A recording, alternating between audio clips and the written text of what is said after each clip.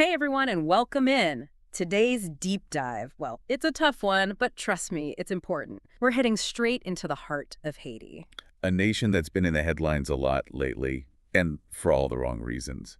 Gang violence, unrest, it's heartbreaking. It really is. But to truly understand what's happening in Haiti today, we need to go deeper. We need to dig into its history way back. And it's a history full of contradictions. You see, before the revolution, Haiti, or Saint-Domingue as it was then known, it wasn't just any colony. This was the jewel in the French crown, the wealthiest colony in the world. All thanks to sugar. Sugar was king. The plantations fueled European cravings, filled French coffers. But, and this is a big but, That kind of wealth, it had to come at a cost, right? a terrible cost. We're talking about one of the most brutal slavery systems the Caribbean has ever seen. To give you an idea, the French, they had this system where it was actually more profitable to work slaves to death and replace them rather than, treat them humanely. It's just horrifying, the lengths people will go to for profit. I mean, with that kind of cruelty, no wonder there was a revolution. It was a matter of time. And when it arrived, the Haitian Revolution, 1791 to 1804, it wasn't just any uprising. This was the world's first successful slave revolution. Think about that. Wow. It overthrew their oppressors, created the second independent nation in the Western Hemisphere, and not just that, the first Black Republic. Hold on, let that sink in for a second. Imagine the sheer guts it took to stare down those odds, to fight for their freedom and declare, we are free. That is absolutely monumental. Earth-shattering. And the world saw it. But you know what? Instead of applause, instead of celebrating this victory for freedom, Haiti was met with fear. Fear? Who from? The international community. Okay. This wasn't just a regime change. This was a challenge to the entire world order. The idea that enslaved people could rise up, overthrow their masters. Oh. Unthinkable to many. So what did they do? They hit Haiti where it hurt the economy. Crippling economic sanctions, they slapped on this brand new nation before it could even find its feet. So much for a warm welcome, right? It's like they were being punished for daring to fight for their freedom. Exactly. And if that weren't enough, there was another blow coming. France, their former colonizer, they demanded a hefty sum. A debt, they called it. A debt for what? For their lost property, which was, of course, the very people Haiti had fought to free. Are you serious? Forced to pay for your own freedom. Talk about adding insult to injury. How do you even begin to recover from that? It was a crushing blow, a debt they were forced to pay interest on for over a century. But as if things weren't tough enough already, the U.S. decided to step in, claimed they wanted to stabilize the nation in the early 1900s. The U.S. occupation. I've read about this, and let's just say it wasn't as simple as it seemed. Well-intentioned. Maybe. Yeah. But ultimately, it fueled resentment more than anything else. You see, the U.S., under this banner of assistance, they did something that really got under the skin of the Haitian people. They forced a change to their constitution. Okay, now this is where it gets interesting. What did they change? Remember how hard Haiti fought for their land? How they'd banned any foreign ownership since independence? Well, the U.S. changed that. They made it legal for foreigners to own Haitian land. Hold on. So the very land they fought for, bled for, could now be legally owned by outsiders. That's just wrong. A bitter pill to swallow. It really shows how even with seemingly good intentions, external forces can make things worse. But here's the thing. While all of this was happening, another drama was unfolding inside Haiti. A drama with lasting consequences. You mean what was happening within Haiti while the U.S. was calling the shots? Who was even in charge? Well, after independence, a new elite emerged. Many of them descended from, you guessed it, those who had been freed from slavery. These were people who had lived through the horrors firsthand. Now they were the ones in power. What would they do? I'd like to think they'd dismantle the system that oppressed them, right? Build something new, something just. A hopeful thought. But the reality is, and this is where the irony comes in, instead of dismantling the system, they adopted it. You're kidding. They became the very thing they fought against. In a way, yes. These newly empowered elites, they created their own exploitative labor systems. They essentially stepped into the shoes of their former oppressors. It's just heartbreaking. A vicious cycle. But how much did this new wave of exploitation impact Haiti's development? It's hard to overstate the impact. That legacy, it's woven into the fabric of Haitian society even today. But to really understand it, there's another layer we need to add to this already complicated story. Okay, what are we missing? We need to talk about the role of religion in Haitian society. specifically the clash of cultures that was happening at the time. Ah, right. We can't talk about Haiti without talking about voodoo. I mean, it's so central to their identity, but often demonized, especially in the West. Exactly. And it's this misunderstanding that adds another layer of complexity to the story, because while voodoo was flourishing, another religious force was gaining ground: Protestant Christianity. So you've got Vodou, rooted in Haitian history and tradition, and then this influx of Protestant Christianity. How did that even happen? Well, remember, the U.S. occupation we talked about. American missionaries saw an opportunity, a chance to spread their faith. They arrived in droves, and their message of hope, it resonated with many Haitians who were struggling. Makes sense. People searching for comfort, for solace, wherever they can find it. But having two such different belief systems existing side by side, that couldn't have been easy. Was there conflict? Conflict might be putting it mildly. Yeah. You see, some Protestant communities, they viewed the Haitian Revolution, this incredible victory, through a very different lens. Yep. They didn't see it as a triumph of the human spirit. To them, it was something far more sinister. This is fascinating. Tell me more. They believed the revolution was the result of a dark pact, a pact with the devil himself, made during a Vodou ceremony known as Bois Common. A pact with the devil. That's quite an accusation. And did they believe this pact had consequences? For Haiti, I mean. Some believe it still holds a grip on the nation, that it explains the hardships Haiti has faced. Wow. It makes you think about how history gets written, right? Yeah. How the same event can be interpreted in such radically different ways. It's true. And this clash of perspectives, this spiritual battleground, it adds yet another layer to this intricate story.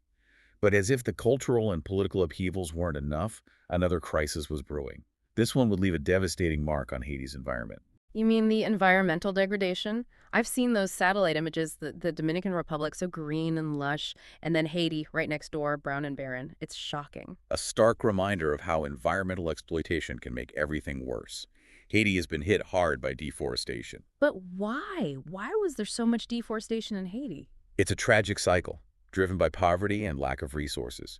Trees, which are vital to a healthy ecosystem, were cut down for fuel, for charcoal production. And what's left behind is land that's vulnerable, susceptible to erosion and natural disasters. A vicious cycle, poverty pushing people to take from their environment, which then makes them even more vulnerable. It's a stark illustration of how these issues, they're not isolated.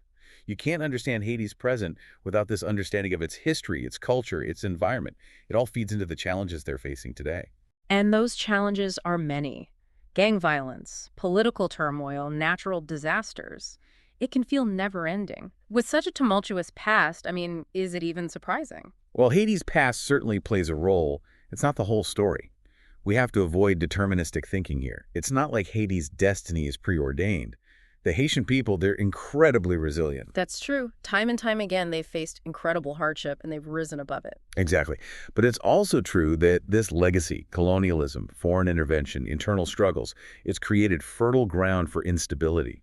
You've got a lack of basic infrastructure, widespread poverty, a history of ineffective governance. It all breeds this sense of hopelessness, of desperation. And when people are desperate, well, that's when gangs can seize power, exploit the very people they claim to represent. It's tragic. And then you add the issue of foreign aid. We've seen billions of dollars poured into Haiti over the decades, yet it remains mired in poverty. Why hasn't it made more of a difference? Foreign aid. Yeah. A topic that sparks endless debate. Some argue it's actually done more harm than good. Really? How so? I mean, it seems like helping on the surface. Well, good intentions and actual outcomes, they're not always aligned, right? Mhm. One big criticism is that aid often fails to reach the people who need it most. It gets caught up in bureaucracy, corruption, mismanagement. So it lines the pockets of those in power while the poor and vulnerable, they remain trapped. Unfortunately, that's often the case. And then there's the issue of dependency. When a nation becomes reliant on outside help, it can stifle local initiatives, hinder the development of their own solutions. Right, like that old saying, give a man a fish, feed him for a day. Teach a man to fish, feed him for a lifetime. It's about empowerment, not just short-term fixes. Precisely. Does aid empower or does it enable? There are no simple answers, but we have to consider these complexities. The key is transparency, effective delivery, and above all, empowering those local communities. Which, given everything we've talked about, the deep-rooted issues, it sounds incredibly challenging. It is a tall order, no doubt. But even amidst these seemingly insurmountable obstacles, there's always hope. The Haitian people, they have this incredible spirit, this rich cultural heritage that transcends hardship. Their art, their music, their literature, it's full of vibrancy, expressions of creativity and hope, even in the darkest of times. It's a good reminder. It's easy to get caught up in the headlines, the struggles, and forget that there's an entire culture, a resilient people beneath those stories. Absolutely. And there are countless individuals, both within Haiti and in the diaspora, who are working tirelessly for a better future. Teachers, doctors, artists, entrepreneurs, activists, everyday Haitians, refusing to let their nation be defined by its struggles. That's what gives me hope, knowing that despite it all, there are people fighting for their nation's future. It speaks volumes about the human spirit. But to fully grasp the complexities of where Haiti is today, we have to confront some uncomfortable truths. Truths that challenge us, force us to really confront the legacy of colonialism, of racism, of exploitation. Truths that are essential to understanding the full picture. But you're right, we can't let those darker aspects overshadow everything else. Exactly. And speaking of darker aspects, there's something we haven't touched on yet. Something lurking beneath the surface that we need to address if we're going to truly understand the depths of Haiti's struggle. What do you mean? What haven't we covered? We need to talk about the rumors, the whispers of cannibalism. Cannibalism. I have heard those rumors fueled by these horrific stories and videos circulating online. It's chilling. It's unsettling, no doubt, but we can't shy away from it. These rumors, they have to be addressed carefully. While there is some evidence suggesting isolated incidents, often linked to specific gangs known for their brutality, like the one led by Barbecue. Barbecue. Just saying it sends shivers down my spine. What makes him so notorious? He earned that nickname, and it's a chilling one, for his horrific practice of burning victims alive. The violence perpetrated by this gang, it's unimaginable, and it should be condemned in the strongest possible terms. It's absolutely horrific. But it's important to remember that this doesn't represent all of Haiti, does it? Absolutely not. While we acknowledge these disturbing events, we can't sensationalize them or generalize them to the entire Haitian population. To do so would be to dehumanize the Haitian people, to reduce their rich history and vibrant culture to a caricature of savagery. It's a tough balance. Acknowledging the darkness but not losing sight of the light, the resilience. How do we strike that balance? By remembering that truth often lies in the gray areas, between the sensationalized headlines and the romanticized narratives, between despair and hope. It's about seeing the complete picture, the nuances. Precisely. And as we move into the final part of our deep dive, we'll explore that complete picture and what it means for Haiti's future. Welcome back to the deep dive. Man, we've covered a lot, haven't we? Sugar plantations, revolutions, foreign interventions, those deep cultural clashes, even those disturbing rumors. Heavy stuff, but so important to understand. It's a lot to process, but it's through understanding Haiti's past that we can start to make sense of its present. And even more crucially, start thinking about its future. And that feels especially important right now, with everything going on in Haiti. Where do they go from here? After everything we've uncovered, the cycles of violence, the poverty, the natural disasters, is there even hope for real change? It's a question many are asking, and I think there's often this sense of weariness. You look at Haiti's history, and it's easy to see it as a nation cursed by fate, trapped in this endless cycle of hardship. Yeah, I get that. But to just call Haiti cursed, it feels like giving up, like we're surrendering to some predetermined fate. And surrender. Surrender is not a word in the Haitian vocabulary. Think about their history, their fight for freedom, their resilience. We have to avoid that trap of deterministic thinking. Haiti's fate isn't sealed. You're right. We can't forget about their agency, their power to shape their own destiny. So if we move beyond this idea of a curse, where does that leave us? What can be done to actually break this cycle, help Haiti become more stable, more prosperous? There's no easy answer, no single solution, no magic wand. But if we look back at Haiti's past, there are clues there, recurring themes that might shed some light on a path forward. Okay, what kind of themes? Well, time and time again, we've seen external forces exerting their influence on Haiti, and often with devastating consequences. You're talking about the French debt, the U.S. occupation, even the way foreign aid has been handled. Exactly. Those external forces, even when they were supposedly trying to help, they often just made things worse, right? Hindered Haiti's ability to forge its own path. So maybe, if we're serious about helping Haiti build a better future, there needs to be a fundamental shift in how the international community engages with the nation. So less dictating terms, less imposing solutions, more listening, more collaboration. Exactly. It's about recognizing Haiti's sovereignty, supporting Haitian-led initiatives, fostering sustainable development from within. Not what can we do for Haiti, but how can we support Haiti in achieving its vision? That makes a lot of sense. But it also requires a commitment from the Haitian people themselves, doesn't it? Addressing those internal issues, the corruption, the political instability. Hmm.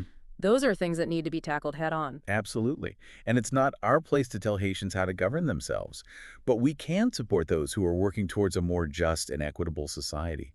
The people fighting for transparency, for accountability, for good governance. They deserve our solidarity. It feels like a daunting task with all that we've learned. It is. But real change often starts from within. And there are countless Haitians, both within the nation and in the diaspora, who are dedicating themselves to building that better future. Those teachers, doctors, artists, entrepreneurs, activists we talked about, they haven't given up. None at all. They are the embodiment of Haitian resilience, working to address poverty, promote education, protect their environment, create economic opportunities. They're healing the wounds of the past, and they're building a more just and equitable society. That's powerful. A good reminder that even in the face of such incredible challenges, there's still light in Haiti. A spark of hope that won't be extinguished. And that spark, that hope, is what we need to nurture. That's what will ultimately guide Haiti towards a brighter future. A future where those challenges, while still present, are met with the same resilience, determination, and unwavering belief in the power of the human spirit that has carried them through so much already. So to bring it back to that question from before, is Haiti cursed? Or is it a nation burdened by a legacy it never asked for? A nation that, despite everything, continues to fight? That, my friend, is for you, our listeners, to decide. We've explored the complexities, the triumphs, and the heartbreaks of Haiti's past and present. Now we invite you to continue this journey. Seek out Haitian voices, engage with their stories, support their fight for that brighter future. And on that note, that's our deep dive into the history of Haiti. Thanks for joining us.